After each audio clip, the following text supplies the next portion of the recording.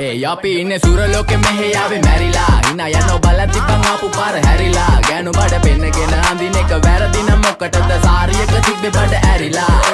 ඩෝංගල පතු වෙන්න ඕන් දැම්ම මාළුවන්ට පාන් දැම්ම වගේ ඇවිත් හාල යන්න එන්නේ පහල යන්න ඇවිත් කට වාල යන්න අපි ගැව්වේ මොරා නිසා පදිරි වෙන්නේ නෑනේ ඔය සාලයන්ට